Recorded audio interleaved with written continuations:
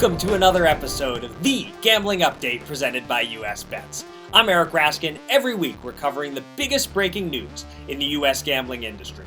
And you know, sometimes what happens in Vegas doesn't stay in Vegas. Sometimes it gets shown all around the world on a 30-minute delay with whole card cameras. The World Series of Poker main event concluded on Wednesday morning at about 1:30 a.m. Vegas time, with Hossein Ensan's Pocket Kings holding up against Dario Sammartino's flush and straight draws, making the 55-year-old Ensan $10 million richer and the first player over the age of 40 to win this grueling tournament in 20 years.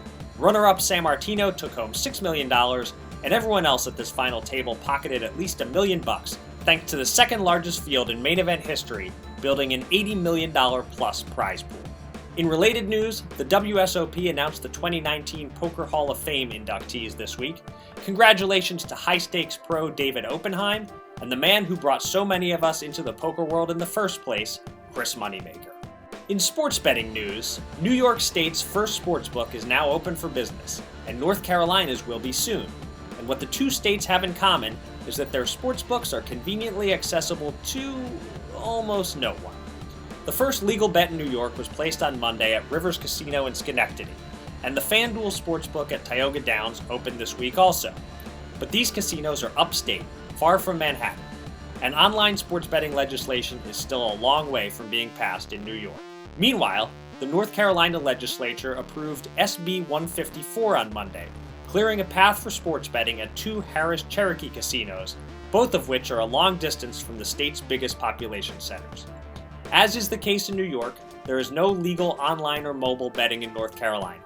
That's good news for the offshore sports books, bad news for most of the citizens of New York and North Carolina who'd like to bet sports legally. Finally this week, the June sports betting revenue report for Pennsylvania was released, and this was the first full month with online betting, albeit at only one site for most of the month. And the tally is $46.3 million in betting handle, $19.3 million of which came from online betting, and $27 million of which came in person at casinos. That's not bad for online, generating 41.7% of the handle, but it's about half the percentage we're seeing in New Jersey.